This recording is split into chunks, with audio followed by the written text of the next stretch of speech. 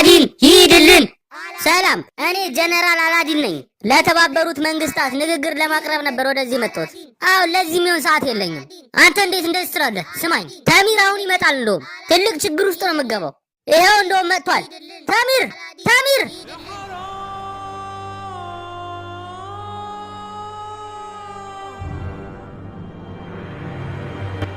ተሚር፣ አንተ ነህ እንደዚህ ያደረከው? አንተ እባብ! ይሄ ትክክለኛ መሪ አይደለም።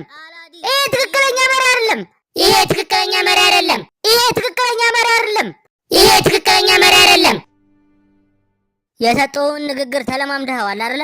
አዎ። ግን ጀነራሉ መች ነው የሚመጡት? ትንሽ ታሞ ነው። ዋና አዛዥ ጀነራል አላዲን ለንግግራቸው ተዘጋጅተዋል። የተባበሩት መንግስታት ድርጅትን ለማነጋገር ወደ ውስጥ እየገቡ ነው።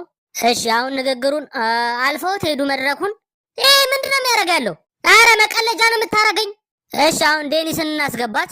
ዴኒስ ምን ታስቢያለሽ? ስለዚህ እንደምናየው ከሆነ ትኩረታቸውን ለመሳብ ያደረገው ጥረት ይመስላል እና ደግሞ እቅዱ የተሳካለት ይመስላል።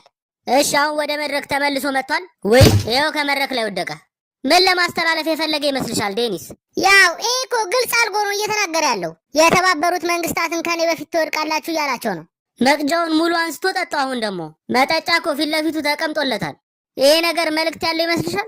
ያው መጀመሪያ እንዳልኩ እኮ ነው። እናንተ ያስቀመጣችሁልኝ ህግ አለ፣ ነገር ግን እሱን ተከትዬ አልሄድም ለማለት ነው። ይሄው አሁን ደግሞ መቅጃው ላይ ሽንቱን ሸናበት። አረ ይሄ ነገር አሁን ደግሞ እየጠጣው ነው። አዎ የራሱን ሽንቱን ጠጣው። ይቅርታ ትፈልጋለህ? የእስራኤሉ ልኡካን ወይንም ደግሞ አምባሳደርም ሊሆኑ ይችላሉ። አስገድዶ ሊያጠጣቸው እየሞከረ ነው። ያው ሽንቱን ላያቸው ላይ ደፋባቸው፣ የእስራኤሉ ልኡካን ላይ። አሁን ጥሩ አረክ። እሺ አሁን ወደ መድረኩ ተመልሷል። በእኛ ሀገርና በእነሱ ሀገር ያለ ጸብ ጎልቶ ነው የሚታየው። ዩኤሞች እዚህ ላይ እንዲረዱን እንፈልጋለን። ያም ይሆን ከሆነ ለዋዲያ አዲስ ህገ መንግስት እቀርጻለሁ። በ5 ቀን ውስጥ ለመፈራረምም ዝግጁ ነኝ። ይህንን ደግሞ ማድረግ የፈለግኩት በክብረ በዓሉ ቀን ነው። አይሆንም። ተው ተው ተው። ይሄ አዲስ ህገ መንግስት አምባገነን እንዲቀር ያደርጋል። አይሆንም።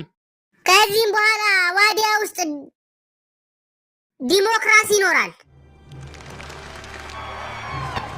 በጭራሽ! የምን ዲሞክራሲ? መቼም አይሆንም። መቼም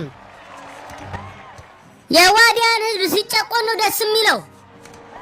አምባገነንነት ለዘላለም ይኑር።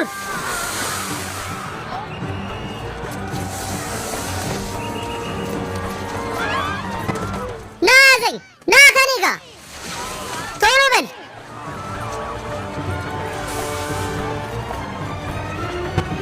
አንተ ሰው ነህ፣ አንተም ሰው ነህ።